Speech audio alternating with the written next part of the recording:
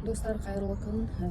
Өткен посттарында сіздерді Мағжан Жұмабаевтың өлеңдерімен таныстырған едім. Ол өлеңнің мағынасына тоқтай кететін болсақ, ол қазіргі болып жатқан жайттарды 100 жыл бұрын болжай білген, өткен тарихты зерттей алған, болашақты саралай алған біздің ұлы тұлғаларымыздың дана сөздері деп айтар едім. Ол сөздерді біз төркінін түсіне алмаған екенбіз осы кезге дейін.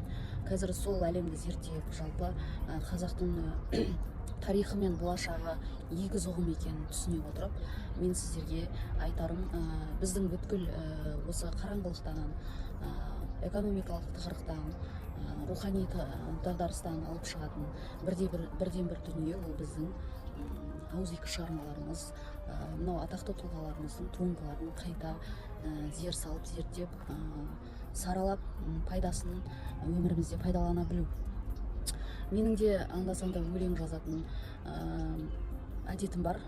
Бұл ірі тұлғалар, алаштықтар сияқты өте терең мағыналы өлең жазбасам да, сіздер ұғарлықтай деңгейде өлеңді оқып берсем.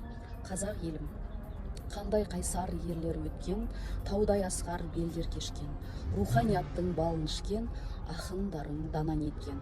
Қазақ деген бір ел бар, тоқыраулардан, аштықтардан шықпай қалған бір шер бар. Сонша сынақ бастан кешіп, көшпей тұрған бір сен бар. Жоғалтпаған бар болмысын қазақ деген халық дана, қадірлей біл ұлт ұлысын, санаң ашық, қаның таза. Еге болшы сен ұрпағың, жоғалмаған мұрағатқа, бағалай біл ән жырларын, жалғастырғын тұралатпа.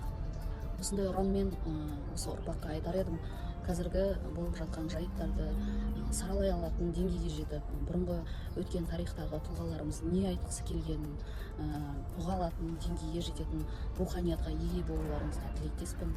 Келесі посттарға дейін сау саламатта болайық.